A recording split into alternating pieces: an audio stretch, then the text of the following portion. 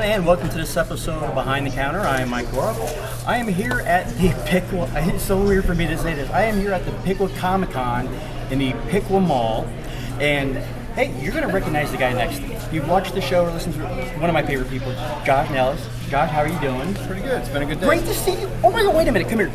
This is the first time in this is the first time in years because you've been on the podcast a couple of times, but this is the first time in like years. Who is this? Loxley. What? I have heard so much about you. Tell him the name of the hero you created. Tornado Kid. The Tornado Kid? Yep. Tornado Kid. Tornado Kid. Yep. That sounds like me after I meet the Taco Bell man. Your dad talks very highly of you. You're going to follow in your dad's footsteps? Sure. Right on. Sure. Well, I'm going to assume this gentleman next to us is not another one of your children. I mean, you know. That's a fair assumption. You know. Him I want a DNA test for. This one I believe right off the gate. John, you want to please introduce me to your friend here? Yeah, this is Justin Bussell. Justin is the runner of Tales of Podcast. He and I met several years ago and became friends. I've been on that podcast 5 or 20 times, and I see how it is. yeah, sorry. Right in front of me. But yeah, a while back, Justin asked me, "Hey man, I'm going to make this comic book. You want to help me publish it?" And it was a no-brainer. So we ran the Kickstarter, which was very successful. We did that one and Turkey Sharks 2 at the same time. Kind of ran them all together, and here we are today. Justin's first signing in the public. Justin, good to meet you. Hush now. You've had your 5 minutes. Let the man talk. It's very nice to meet you, Justin. You as well. Tell me a little bit. He mentioned you do a podcast too. Yes, I do Tales from the Podcast, which is a podcast where I basically go through episodes of Tales from the Crypt, as well as just random horror films. And not only do I do that, but I'm a huge Tales from the Crypt fan, so I definitely do the EC comic book comparison. Oh, yes. Taking that 50s and That kind of style. just seeing the difference of what they did in the 50s compared to the 90s. And it seems really weird because I'm very familiar with that period too. With all the liberties that the comic book industry has gotten over the past couple of decades, it still seems like they were still so ahead of the curve. Oh yeah. Like they're doing stuff that they wouldn't even touch now. No. Well, I mean, like, even if you go through if you're an EC fan, like they're still making stuff that have almost identical plots. Yeah. As from the 50s. Like, I mean, you can go and just pick 10 random horror movies, and I can find the similarities between EC comic books. Oh, it's yeah. Like almost everything is based off of something that's from that time period. Yeah. They did a great job. What was one, like even the stuff?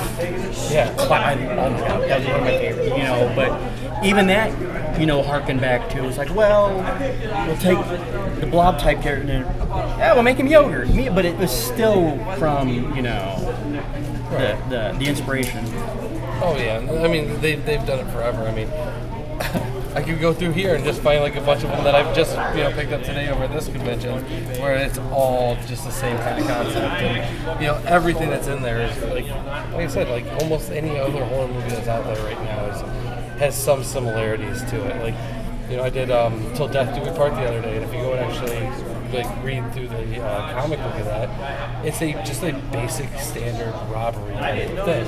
And you could take that and take that same story and adapt it to almost every single robbery movie that's been made over the last 45 years, and it's almost an identical plot. Because that's the great thing about horror is well done horror is feeding on a primordial fear of something, and regardless of what time period or in some circumstances like the technology available, going from a rotary phone to cell phones, that base fear of there's something on the other end doesn't change.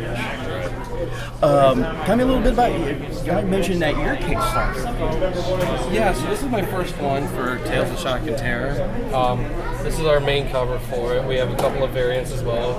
Each of the variants are kind of based off of each of the 3 stories involved with this. And yeah, the Kickstarter went very, very well. I believe we ended at like 429% funded. which for my first comic book is, I'd say that's fairly well. We probably got like in between like 50 something backers, I think, something like that, like 40, 50 backers. And it's been just ongoing ever since. This Kickstarter just ended just maybe like 2 months ago, maybe. And I'm still selling comic books every week. I'm actually almost out of like all my variant covers already. And, Right on. You know, it's going by very, very good. I'm really happy with the way it's been going, and I guess you guys will be the first one to know this, but I've already started writing book 2. You heard it here first, right? Oh, I love that. Yeah. Now, your book's more of like an anthology of... Yeah, definitely done in the vein of like the EC comics from the 50s. So not just being like in the anthology format there, but still kind of pushing boundaries. So with this one right here, there's you'll have to definitely see and check out the comic book. But there's some death scenes in it where I'm really pushing the boundaries for that first one. And this second one, I'm kind of taking it up a notch too. And I'm going to do my best to continuously push this boundary till either Josh tells me I can't do it no more,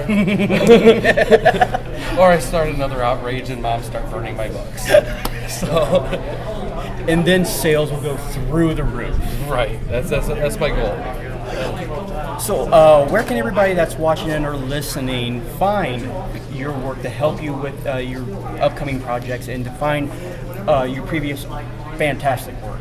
Well, everything can be found over at talesfromthepodcast.com, and not only that, but a lot of the comic books and everything else can also be found over at cutthroatcomics.com as well.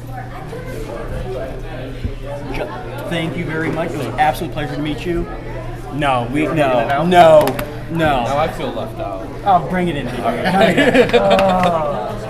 So, thanks a lot for watching, everybody. Yes, please, our friend, Cutthroat Comic Books, please, in the future Future of comics. right here. Oh, that's it right there, buddy.